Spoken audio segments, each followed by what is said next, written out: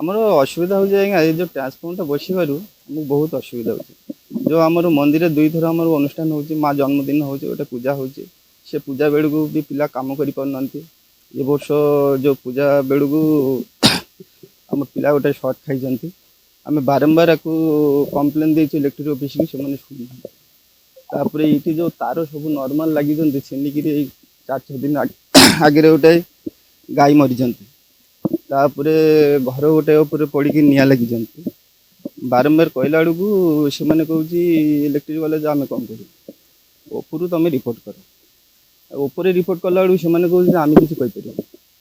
ତେଣୁକରି ଆମର ଏଇ ଯେଉଁ ଟ୍ରାନ୍ସଫର୍ମରଟା 2 ପଟେ ଆମର ଅନାବାଦୀ ଜାଗା ଅଛି, ସେପଟେ ଯେବେ ସିଫ୍ଟ କରନ୍ତା ତାହେଲେ ଆମେ ଟିକେ ଉପକୃତ ହୁଅନ୍ତୁ।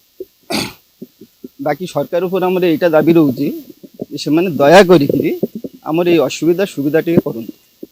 ହଁ, ଆମେ ଇଲେକ୍ଟ୍ରିକ୍ ଅଫିସ୍ କି 2 ଥର ଆମେ କମ୍ପ୍ଲେନ୍ କରିଛୁ, ଲିଖିତ ଆକାରରେ ବି ଆମେ ଦେଇଛୁ ଯେ ଟ୍ରାନ୍ସଫର୍ମରଟା ଉଠାଯାଉ। ସେମାନେ କହୁଛନ୍ତି ଯେ ଆମେ ସେମିତି ଆମର ରୁଲ୍ ନାହିଁ ଉଠାଇବା ପାଇଁ।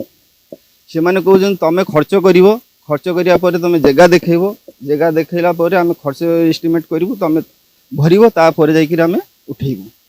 ତେଣୁକରି ଆମେ ଝୁପଡ଼ି ଘର ବାସିନ୍ଦା, ଆମେ ଏତେ ପଇସା ପାଇବୁ କେଉଁଠୁ? ଦାବି ଯେବେ ନ ଶୁଣିବୁ ଆମେ ଇଲେକ୍ଟ୍ରିକ୍ ଅଫିସ୍ ଆମେ ପିଲା ଛୁଆ ଧରିକିରି ଯାଇ ବସିବୁ, ଆଉ କ'ଣ କରିବୁ? ତା ବ୍ୟତୀତ ଆମର ଆଉ ଉପାୟ କିଛି ନାହିଁ। ବାରମ୍ବାର କ୍ଷୟକ୍ଷତି ହେଉଛି, ତେଣୁକରି ଆମ ପିଲା ଛୁଆ ମରିବେ କାହିଁ, ତା ଅପେକ୍ଷା ଆମେ ଇଲେକ୍ଟ୍ରିକ୍ ଅଫିସ୍ ପିଲା ଛୁଆ ଧରିକି ଯାଇକିରି ଆମେ ବସିବୁ। আমার ঘটনা হচ্ছে মানে এই তারটা বারম্বার আমাকে বহুত অসুবিধা করছেন।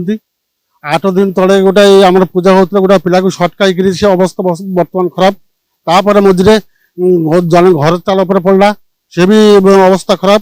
4 দিন তলে গোটে গাই মলা, এমতি গোটাଏ ପରେ ଗୋଟାଏ ଘଟଣା ଘଟି ଯାଉଛନ୍ତି। ଆପଣମାନେ ଦୟାକରି ଏଇଟାକୁ ଉଠେଇ ଦିଅନ୍ତୁ, ଉଠେଇ ଦେଲେ ଆମେ ବହୁତ ଉପକୃତ ହେବୁ।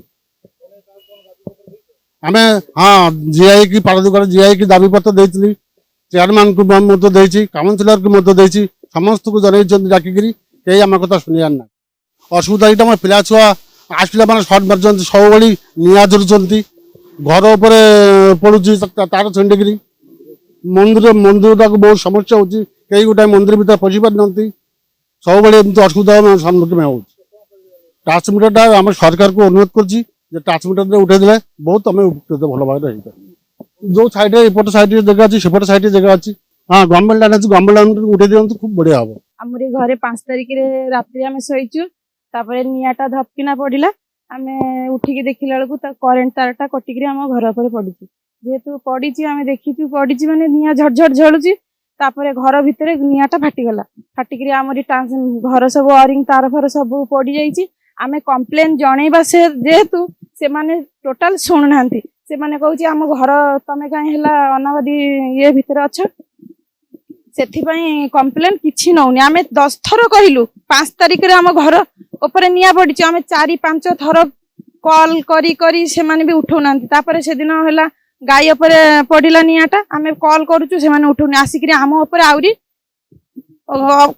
କଥା କହିକି ଗଲା। ତାପରେ ଆମେ କହିଲୁ ଆଉ ତମେ ଏମିତି କଥା କାହିଁ କହୁଛ, ନା ତମେ ଆମକୁ କାହିଁ କହୁଛ, ନା ସେପଟେ ଯାଇକି ତାଙ୍କୁ କୁହନ୍ତୁ। ତାପରେ କାଉନସିଲର ଆସିଲା, କାଉନସିଲର କଥା ବି ସେମାନେ ବି କିଛି ନଉନି। ତାପରେ ଆମେ କହିଲୁ ଆମେ ଜିଆଇ ପାଖରେ ଯିବୁ, ହଁ ଜିଆଇ ପାଖରେ ଯାଉ। ତାପରେ ଲାଇନ ଲଗେଇଲାନି, ତାପରେ କିଛି ସମୟ ପରେ ମାନେ କେତେ ରାଗି ଇଏ କରି ତାପରେ ଯାଇକିରି ଲାଇନଟା ଯୋଡ଼ିକିରି ଗଲା। ଆମେ ଚାହୁଁଛୁ ଏଇ ଲାଇନ ତଳେ ଯେହେତୁ ଆମେ ଘର କରିକି ଅଛୁ, ଏ ଟ୍ରାନ୍ସମିଟରଟା ଉଠେଇ ଦିଅନ୍ତୁ।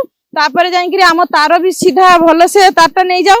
ସେ ତାର ବହୁତ ଜାଗାରେ କଟିଗଲା, ଆମେ ଯେହେତୁ କହୁଛୁ ହେଲେ ତାରଟା ଲଗଉନାହାନ୍ତି, କହୁଛି ଆମେ କ'ଣ କରିବୁ।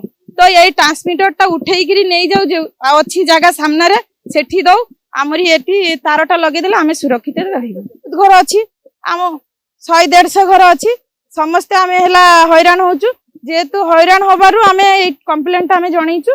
ଆମେ ଦାବି 3-4 ଥର କରିସାରିଲୁଣି, କିନ୍ତୁ ସେମାନେ ନଉଛନ୍ତି।